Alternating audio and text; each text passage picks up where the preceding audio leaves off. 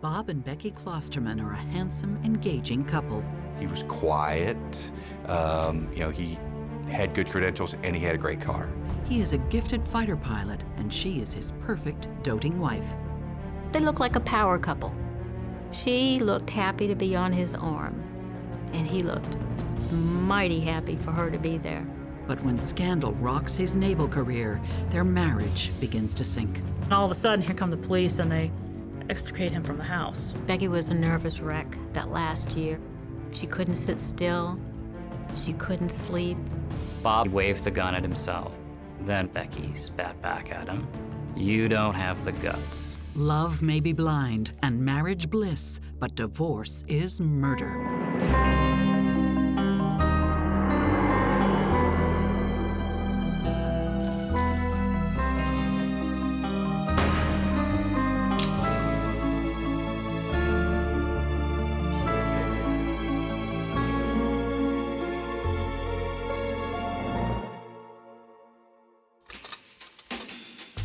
It's 1973. The Vietnam War has just ended, and soldiers are returning to Oceana Air Base in Virginia Beach. 27-year-old Bob Klosterman is one of the lucky men to make it home alive. Bob was a pilot. He had just come out of Vietnam. He had been flying helicopters. He survived it. That was a big accomplishment where a lot of his friends didn't. Becky Cofield is a 21-year-old local girl with a job at the base. She meets Bob after work at a bar. I think it was called The Shack or one of the oceanfront clubs. And she met him there. She was out with some friends and he was out with friends. And that's how she met him here in Virginia Beach. He was nice, he was quiet, he had good credentials and he had a great car. He had a white Corvette, and most pilots, that was kind of a typical thing. They usually had nice cars. Becky's personality and good looks catch his eye. She was very outgoing. When she walks in a room, you know it, because she's smiling and happy and very outgoing and makes you feel good. Bob is not like the other guys Becky knows. She's a single mom, and she's looking for someone serious. He came in uniform every time, which stood out in Virginia Beach, in the foosball parlors, in the places where teenagers hang out. You just didn't show up that way. She didn't care. He didn't care. He was very smart, and so with those things, it kind of helped, her say, hey, this is a good guy, and this is the kind of guy I like to, spend my life with. About a year after they meet, the Navy sends Bob to Mississippi to be a flight instructor, and Becky tags along. I remember Becky saying, well, how are we going to get to Mississippi in this car? It's a two-seater, and we have a child. So his remedy was to put a luggage rack on the back of the Corvette.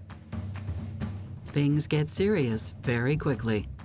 He called me and said, Mary Ann, I met somebody and I want to get married. I said, oh, that's good, Bob. Are you going to come home for the wedding, No, we're just going to get married down here. They look like a power couple. She looked happy to be on his arm, and he looked mighty happy for her to be there. Bob adopts Becky's son, Todd, too. Next, the new family is sent to Jacksonville, Florida, where Bob trains as a jet fighter pilot. They lived in a town called Orange Park.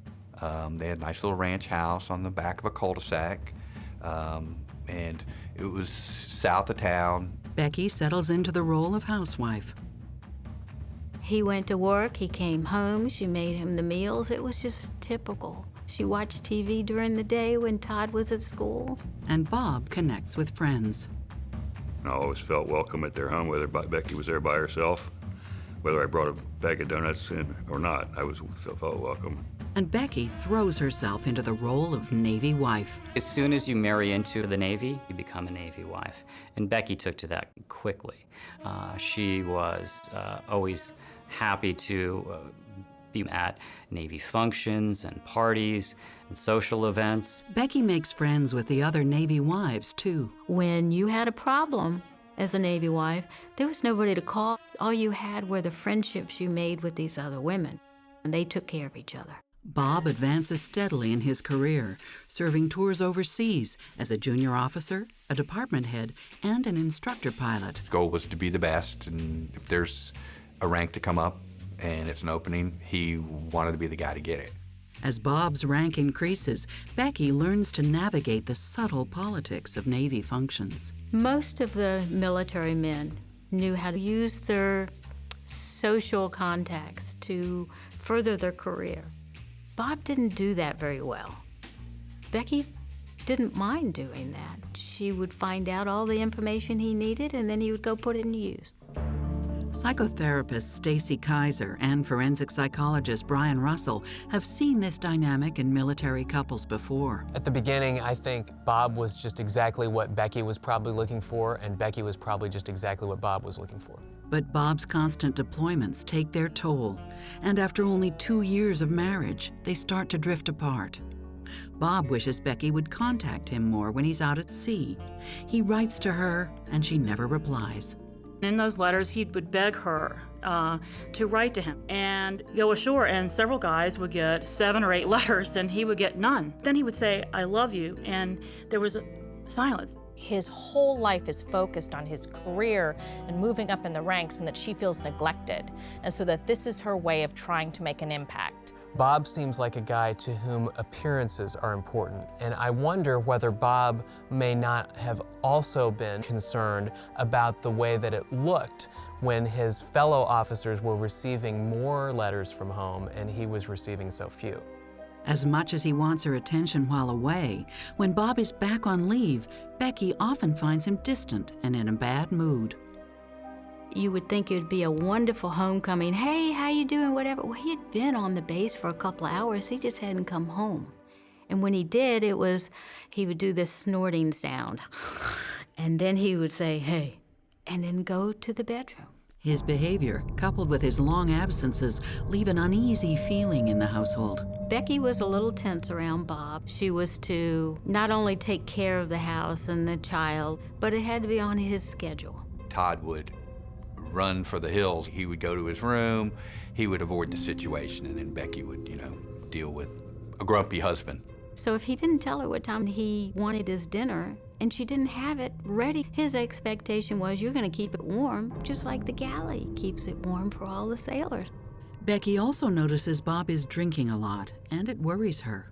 I was having a lot of conversations with Becky about Bob's behavior. She didn't understand why he had this urge, this need to drink heavily. She suspects Bob's drinking and bad moods are linked to his wartime experiences.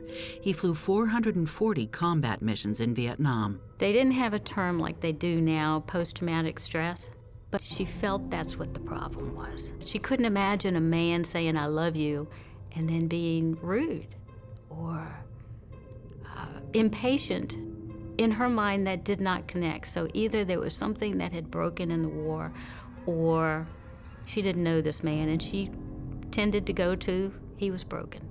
I wouldn't say that Bob has full-blown post-traumatic stress disorder, because I would be looking for things like nightmares and flashbacks, which I'm not seeing. But what I am seeing is this agitation, this tendency towards depression, and it could have something to do with experiences that he had during the war. Becky is angry that he can't control his drinking and is risking his career and his home life. She was so mad at him for jeopardizing what he wanted out of life for something stupid as to one last drink. And after 4 years, she even considers ending their marriage. And I think at that point she was ready to leave him. But Becky has secrets of her own. To pop both those things on him with very little prep, I don't think he really could ever get over that. Bob Klosterman is a pilot with a promising career in the Navy and a beautiful, supportive wife. But by 1977, 3 years after they get married, his drinking is out of control. Luckily, it hasn't affected his naval career. I do know that he was drinking regularly at all hours when he wasn't flying. But it has begun threatening his marriage. Their relationship is in tatters when Becky gets some unexpected news. Bob was out to sea. And she realized within the first few weeks she was pregnant. But for Becky, it's not good news.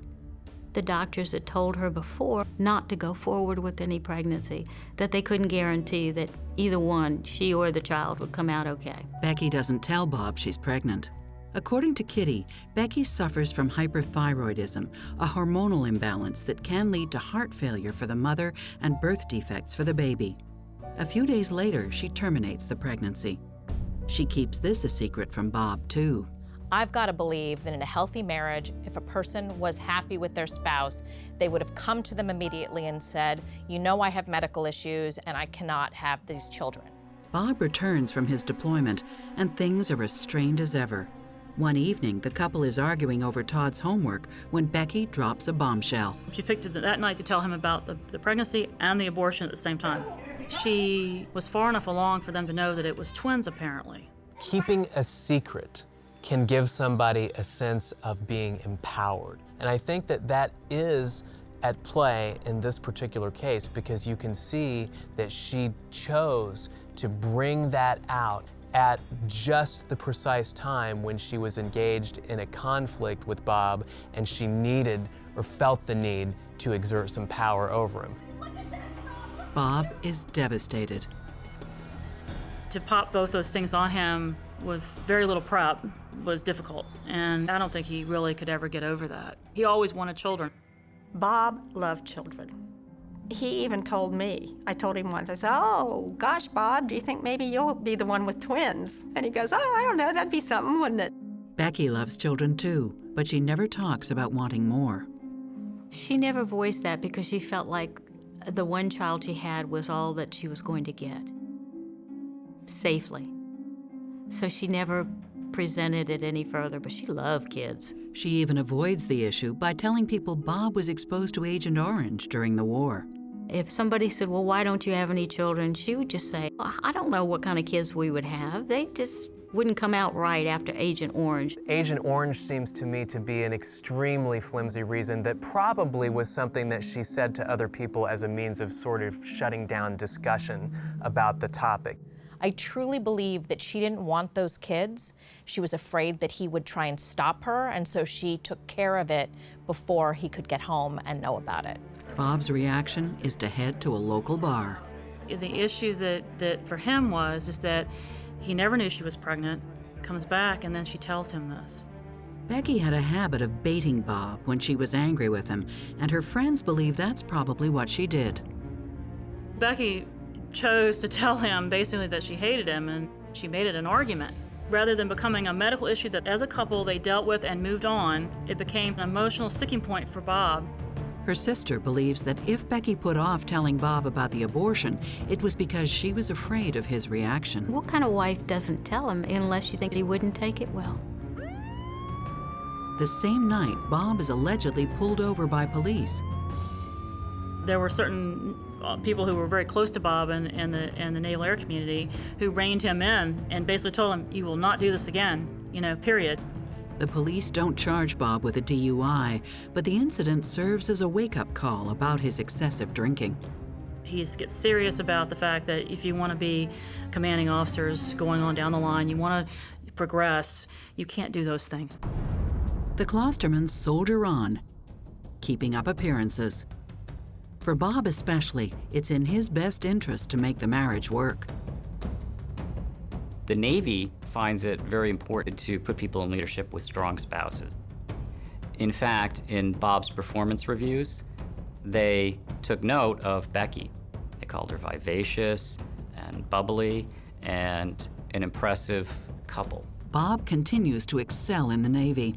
He becomes a high-ranking officer, drops bombs on Libya, and leads sailors in Desert Shield and Desert Storm in Iraq. When he starts to focus, and he keeps that focus on flying in the airplane and progressing in his Navy career, he's pretty golden. By the end of the 1980s, work brings Bob and Becky back to Virginia. But this time they're in Norfolk, the place to be if you're an ambitious Navy man. Norfolk is a Navy town. The Navy is central to the region's economy, and it's central to its identity. When Becky and Bob moved to Norfolk, they thought it was an important move before he could become admiral, before he could think about those higher reaches that he had been planning for all of his career. And it's a good move for Becky, too. She was excited because she had told him that all those years that they were in Florida, that was his choosing. She told him that if he had the opportunity, she wanted him in Norfolk. Bob, Becky, and Todd move into a big house in the upper-middle-class suburb of Pleasant Point. They live well, and their spending habits prove it. This was a relationship in which both were very good shoppers. Most people conservatively don't have that many suits, but he did. She was known for her jewelry, in fact. By 1993, Bob is appointed commanding officer of the Navy's most powerful warship, the aircraft carrier, the USS John C. Stennis. He is hired to help oversee its construction and eventually run it. This was going to be his ship. This was something that he designed, that he helped have an input in, and then he was going to be able to be commander of it. It's a floating city of up to 6,000 sailors, and the captain is responsible for every single one of them.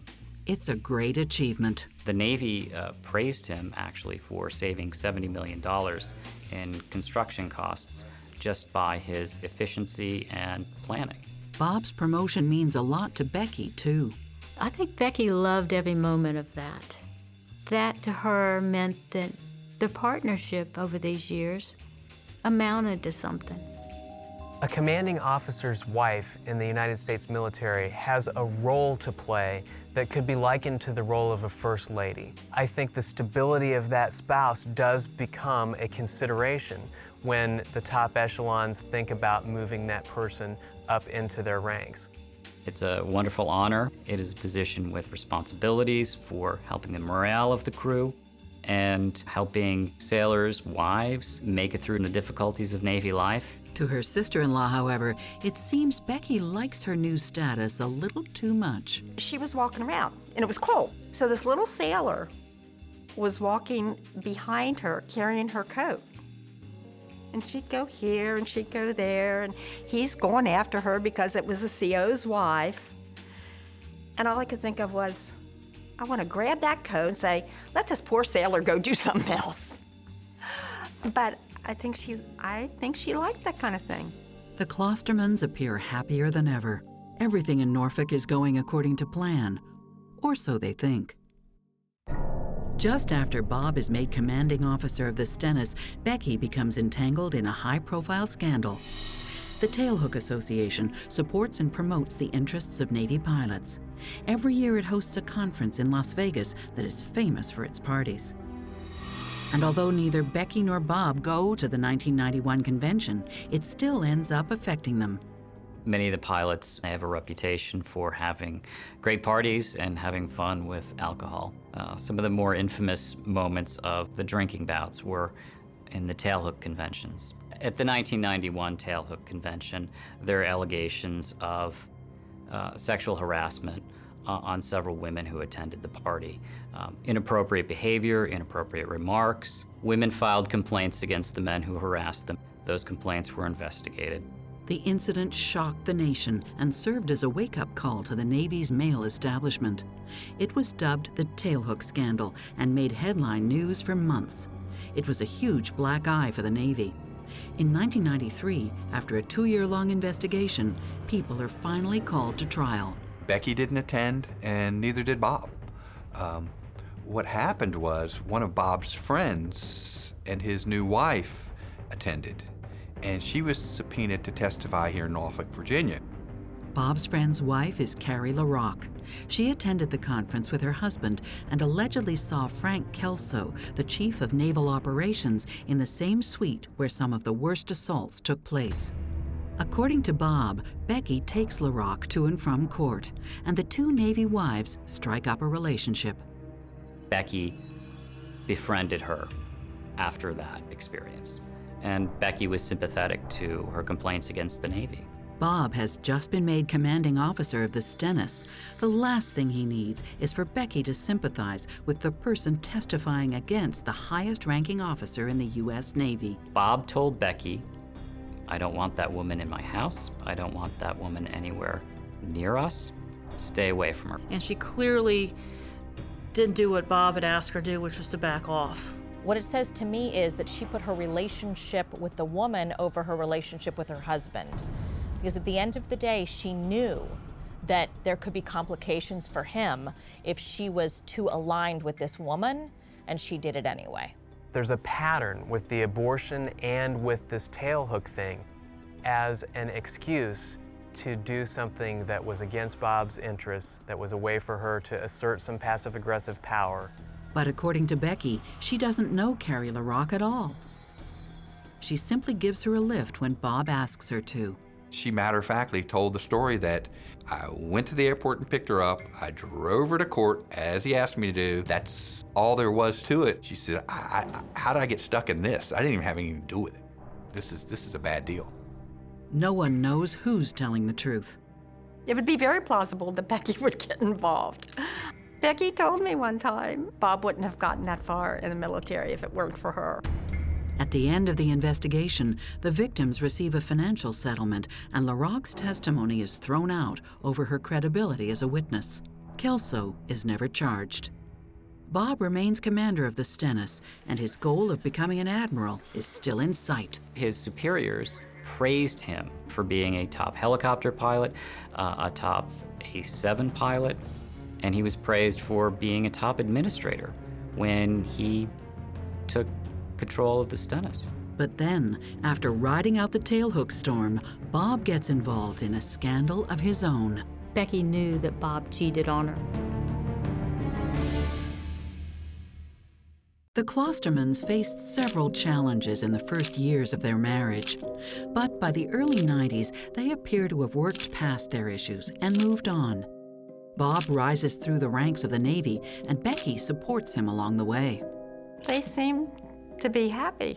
They were still married when most of my friends were getting divorced, and I thought it was fantastic. Bob helped save the Navy $70 million on the construction costs of the Stennis.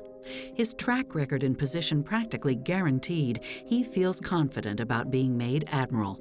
If you are named commander of an aircraft carrier, odds are very good that you're going to become an admiral and vault into the top of Navy leadership.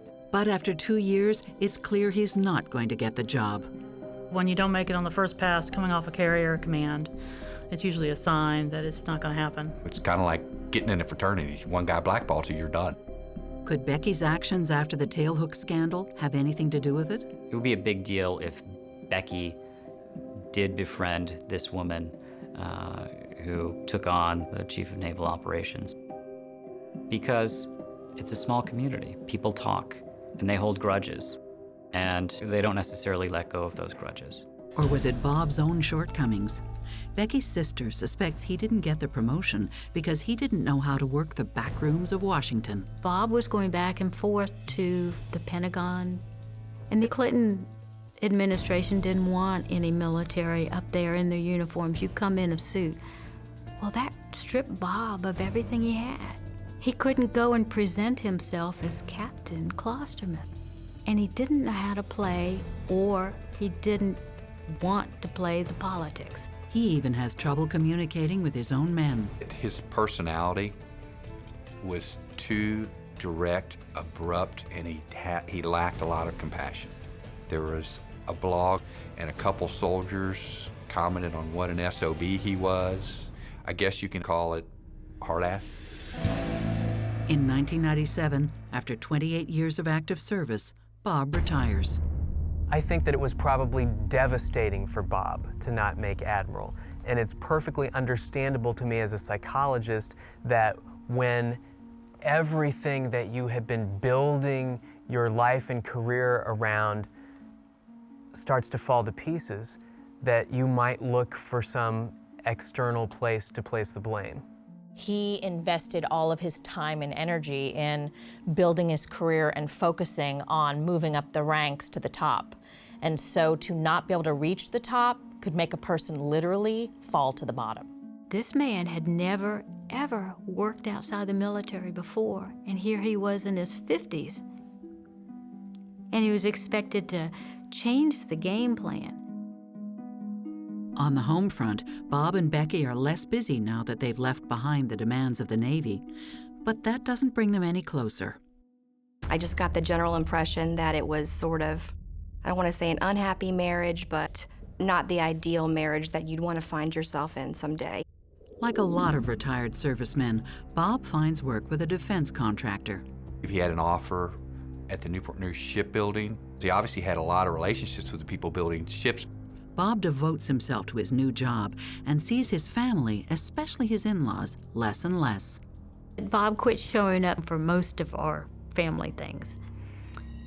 And that wasn't expected of him to be at everything. It just, it's nice to have everybody there for Christmas. He wasn't there at Christmas. Becky is lonely at first. I had lunch with her a number of times right after him leaving active duty. And she kept going back trying to find, the people in her life from the Navy days. But she bounces back and busies herself with a new hobby. She had become hooked on tennis. She liked tennis a lot, and she was playing very well. And she had a lot of friends from that, who were good friends. Bob finds it harder. He was stressed. He seems to cope by playing more golf. When Bob was in the military, he would play a round of golf a Saturday. But when he was retired from the military and he was stressed, he would play for weekends. He also starts to shop a lot. Every day, something came from UPS. If I was at the house, there was always something being dropped off. I don't mean he would shop for a new pair of shoes. He would shop for 5 pairs of shoes and maybe 4 suits. But maybe 4 suits weren't going to be enough. He needed one in every color. But some say Bob is just spending more because he's earning more. He pulls in over $400,000 a year at Newport News on top of his pension. After the initial adjustment period, life at the Klosterman residence looks a lot like it did before Bob retired. Becky was still doing the same thing she always did. She's taking care of the house, taking care of the yard, taking care of the dogs, playing tennis, and, handling the household duties like she always did. And Bob has turned things around. He seemed to be happy with the ship designing. He seemed to be very happy with all his retired fellow service guys. They had golf leagues and all the stuff he'd tell me about. But in 2003, their lives are about to change forever. At Becky's urging, Bob quits his job and goes to work for her cousin, Bill Anton. It was seen as an opportunity, a great opportunity for him, and that she wanted him to do this. Becky's cousin Bill is a wealthy entrepreneur looking for someone like Bob to help him manage some of his projects. My cousin needed a non-political face that would get the job done, that had power behind it, and possibly influence that he could tap into of the people he did know. Bill asks Bob to help oversee construction sites, including the building of a large residential home. He built this big, nice house up in a very nice part of Upper Michigan, and Bob was like the project manager. I think he was excited about the travel and doing something different that's not government-related. Bob and Becky are also excited by the prospect that the new job could make them richer. Anton gives Bob a signing bonus and a bigger salary than he was getting before. This was a chance for Bob to really earn some cash in the final years of his working career. But the new job isn't like the old one. When he went to Newport News, he was working with people he had been in aviation with over the years, and it was good. It was a different line of work than what he was used to. He just wasn't happy. It wasn't even in his realm, really, to do this. Bob is never home, and Becky finds herself alone again after all those years of being a Navy wife. I would hang out at their home and chat with Becky, and lots of times Bob wasn't home. He was busy and traveling for the company that he was working for, and he wouldn't tell her where he was going. He would just, I've got to go. Sometimes he'd surprise me, walk up to me. I'm working at the ballpark at the Redskins. Turn around, there's Bob standing there. He's got a ticket for the game. He came into town. Becky begins to suspect Bob of having an affair. Becky knew that Bob cheated on her from the early days in their marriage. But she turned a blind eye when it happened overseas. But she finds it harder to ignore so close to home. I think Bob misplaced either his credit card or his wallet or his telephone. But she gets a phone call from this place called Camelot. The Camelot Show Bar is not just any old night spot. It's a strip club in Washington, D.C.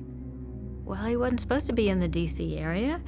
And so she asked him, Bob, you missing your phone? He said, oh, I dropped that running, and I must have been running past them, and they found the phone, and that's how it ended up, them calling me.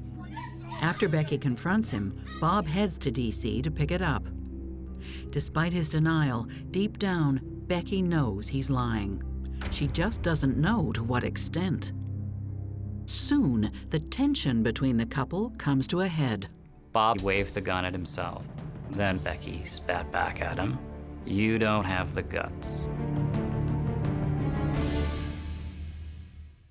Becky Klosterman overlooks the fact that Bob, her husband of 32 years, left his cell phone at a strip club in D.C.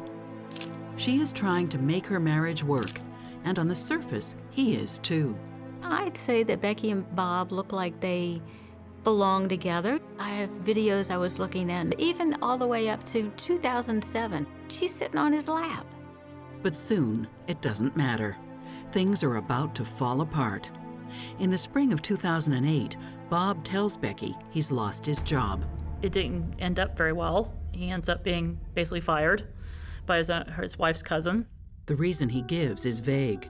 Something about a misunderstanding over a construction project. Her family hears another story. Bob was to be doing a job for my cousin, and he was going off and doing what he felt like doing. Becky can't believe the news. If it's true, then where was he when he said he was working?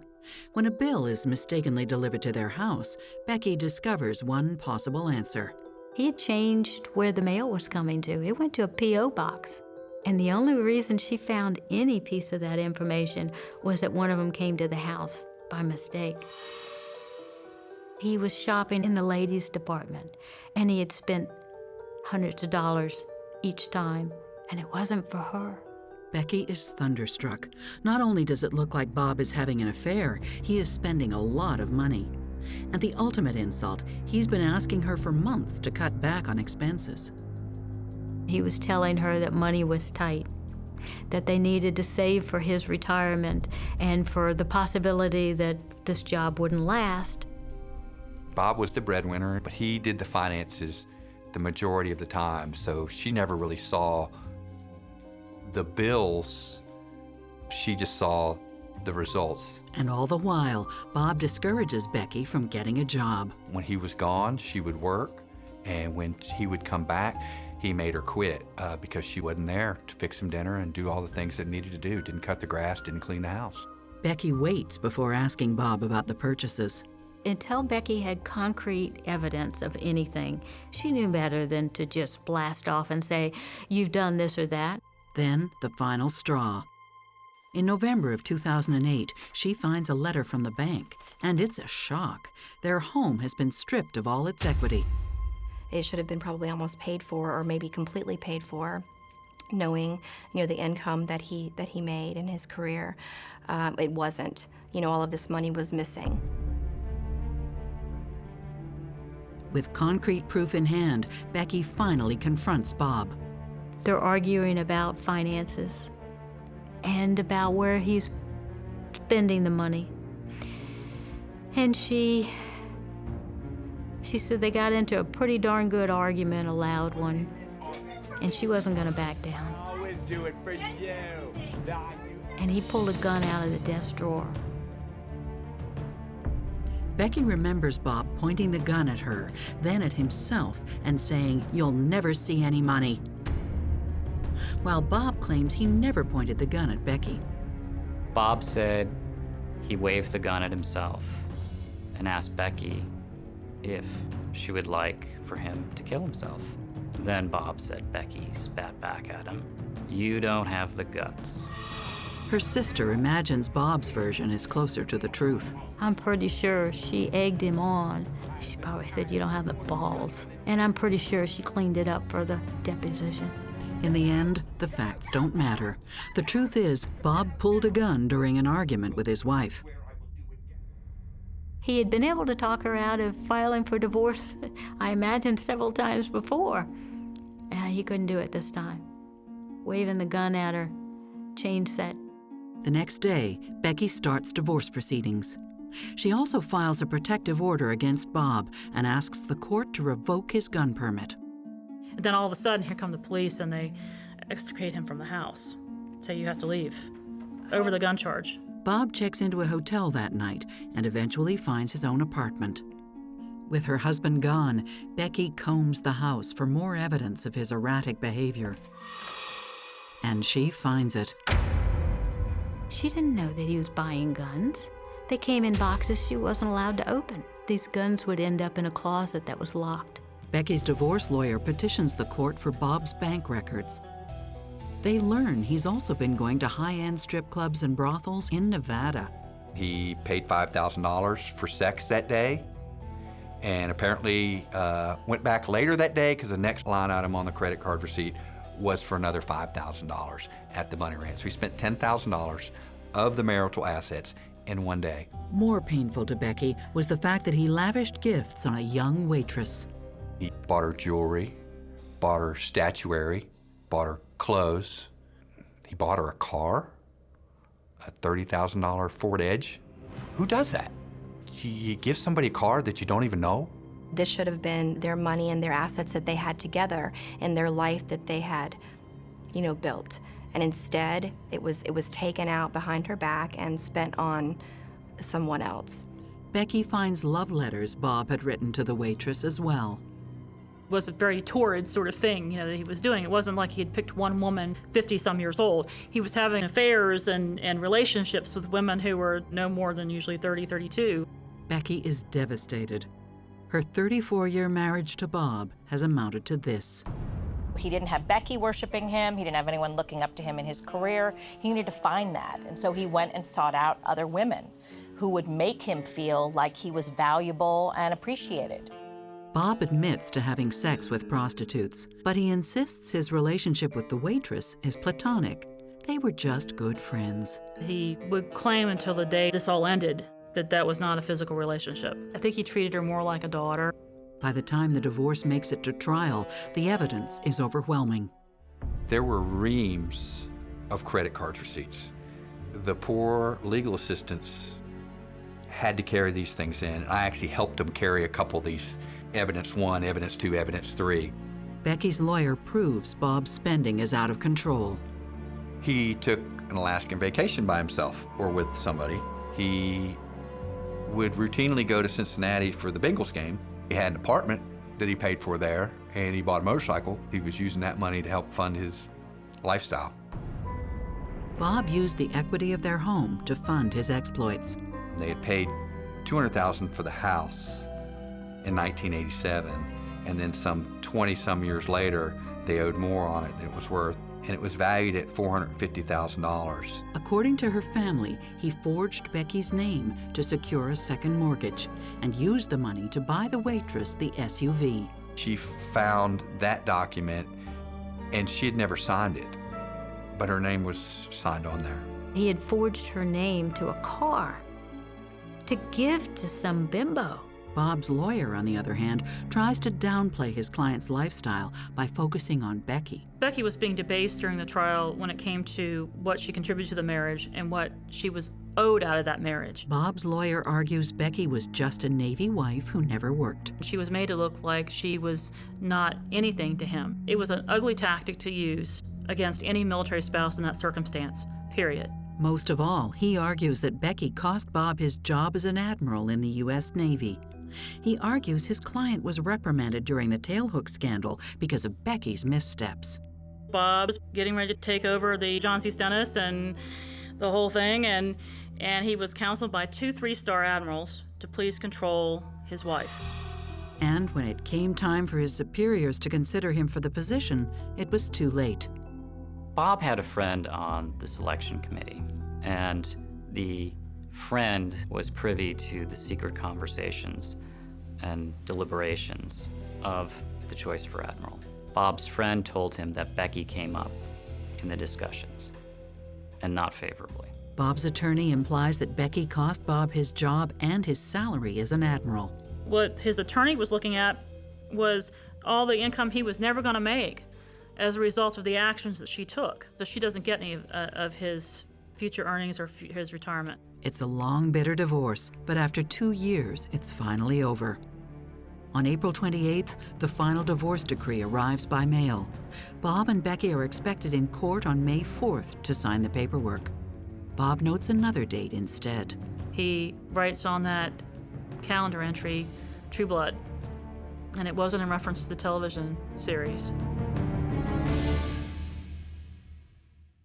Bob Klosterman pulls out a gun during an argument with wife Becky over their finances. She files for divorce and discovers that he's been leading a double life. After 35 years, their marriage is about to end. Bob and Becky had agreed on a settlement for the divorce, and within days, they were going to be at the courthouse and settle once and for all. The protection order against Bob is lifted, and despite their differences, Bob and Becky continue to see each other after they file for divorce. They were going to counseling because that's part of the rules of the road and the divorce proceeding here. Sometimes they even sleep together. And they continue to have a very intimate relationship, even through the divorce. I think Becky and Bob continue to see each other because they do have a connection.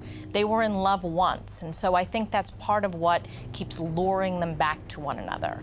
Over time, people come to fill roles in each other's lives that feel like huge voids when they leave, even if they were also causing a lot of pain and heartache and damage. Bob feels comfortable enough to drop by unannounced, and neighbors often see them together. Sometimes they talk, often they argue. A neighbor quietly let people know that they had seen things go on and arguments and things like that. But now that the divorce proceedings are nearly over, Becky doesn't want to see Bob anymore.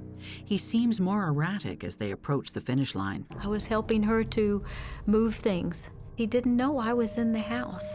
And he came in, and his expression was one of pure anger, and he caught me out of the corner of his eye, and it changed like a mask. The court also reinstates Bob's gun permit, and Becky is scared. Becky was a nervous wreck that last year. She went down to 92, 95 pounds. She couldn't sit still. She couldn't sleep. To his own family, Bob seems frustrated, but he's coping. He was venting. Yeah, I'd say, oh, yeah, Bob, you know, you're going to laugh about this in a couple years, you know. So that's why I thought he was okay. But as the realities of the divorce sink in, Bob becomes angrier. The house would have been sold, period. There would have been no question. And other properties he may have owned or rented had to have ended.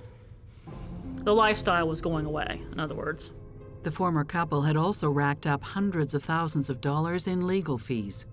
Bob felt that the attorneys involved were bleeding them dry. Even if Bob had a decent income from his contracting job and his retirement, a lot of it was going to have to go to paying legal fees. To Bob, it seems like he has nothing left. He thought that he was not going to, everything was going to be going to Becky, that he was not going to have anything to live on even. For the man to whom honor and status mean everything, Bob is completely ruined. When he gets that decree and he realizes it's over, he's going to end up paying all this, and he's going to end up having to have nothing left, and probably nothing left of his reputation, even in the workplace. On the Sunday before the Klostermans are to sign their final divorce papers, neighbors see Bob again. Bob parked around the corner, walked in the neighborhood up to the house. They saw him. They waved hi, but nobody called police. Becky notices Bob too. She had written Bob was in the backyard at 6:30 a.m., where she was kind of making notes of, you know, anything suspicious. She goes for a drive to avoid him.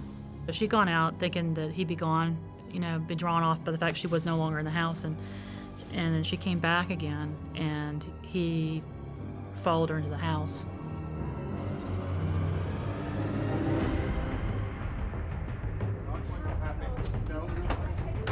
I did hear there were bruise marks on her arm in the shape of a handprint, so I think that he kind of manhandled her into that garage and forced her to lay down. As it's told, she pulled out some of the moving boxes, and he shot her on the moving box because she didn't want to make a mess, because she didn't want us to have to clean it up.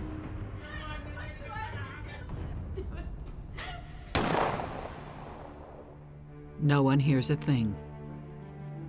He needed some kind of fortification, and he hit the liquor cabinet, put the dogs out back, and walked back to where his car was. Leading up to the killing, Bob had drafted a half-dozen or so letters to family and friends. He mails them before he carries out his final plan. The police thought that he had dropped them in the mailbox that morning, and he drove the car up, locked it, and went into the house and finished. About a half hour after he kills Becky, Bob dials 911. He called the police saying that, he had done something to his wife and that they needed to come right away. And he did the same with himself, laid down on a piece of cardboard with both of their driver's license placed, right on top of their bodies, was the way that he did it. So there would be no mistaking who they were, and that's the way that they were found. He shoots himself the same way he shot Becky, with a handgun in the chest. And I keep patting myself in the head thinking, why didn't you see a sign? You should have saw something. Never had an inkling that was going to happen. A few days later, Bob's suicide letters start arriving by mail. It looks to me like Bob had decided that there was nothing left to live for and that he was going to leave the world with an explanation of how wronged he felt he had been, and he was going to take with him the person that he externalized the blame for all of that onto, Becky. I think Bob held a lot of feelings in and a lot of thoughts during his life. And so before he decided to commit the murder-suicide, he felt that it was important to get his story told. He wanted explanations, he wanted specifics, and he also wanted to place blame. He wanted it on the record that he thought that Becky was responsible. In them, he blames Becky for most of the things that went wrong in his life. Bob tells everyone again how Becky cost him his future in the Navy. The tailhook scandal changed the course of his life, took him off track. And, for someone who needed that structure and that sense of place, Bob lost that. Bob also says Becky's decision to abort their twins is akin to murder. He still was angry that his unborn children were murdered. Come on now, that was how many years ago? 30 years ago, and you're gonna harp on that? If that was the critical point, why didn't it end then? Becky had also convinced him to leave a job he enjoyed to work for her cousin. The whole time he was regretting leaving Newport News Shipbuilding. That was where he was happy. It's where he was working with people he had been in aviation with over the years. Finally, Becky's decision to pursue the divorce stripped them of nearly everything. He was very bitter about the legal fees. By Bob's reckoning, it cost $150,000. Bob felt that Becky could have made the divorce much easier, but she insisted on fighting it. Bob lists countless reasons why Becky was accountable for his failures, but they could never justify his actions. Could it have been caused by repressed emotions from his combat days? After the war in Vietnam, would there be some issues there? I would think yes. Now, do I think they manifested themselves from the 60s all the way to 2010 and caused him to do what he did? No. I think there's so many other layers to this story that got him to where he ended up. This was too well scripted. He had practiced letters on his desk from the time of the divorce proceedings in court all the way up to May 2nd. He knew what he was doing, and he didn't stop himself. Bob went to such great lengths in that suicide letter to illustrate why everybody but him was to blame for his troubles. I really think as a psychologist reading that letter, it suggests to me some denial, some active attempt to not think about all of the ways that his own character and decisions played into his outcomes in life. Part of what a person wants to feel later in life is satisfaction. They want to be able to look back and say, I'm happy with the way my life went. And I don't think Bob could look back and say he was happy about anything. When the policeman called, he said that, a lot of times Your brother was high in the Navy. He had control over thousands of people. The divorce was getting out of control. And when people are in a high position and they do make all these big decisions, that when it's taken out of their hands, they snap. I think he saw that as the only end for the two of them. In his head, you can see that from reading the letter, that's what he saw as the only outcome because they were ruined. And if he couldn't move on, neither would Becky. She was going to pick up the pieces of her life, and she was going to move on, and she was going to have a good life. She was fun, she was energetic, she was nice. He was dull, bitter, mean, and now broke. So he had nothing to lose. So he wasn't just going to be miserable by himself.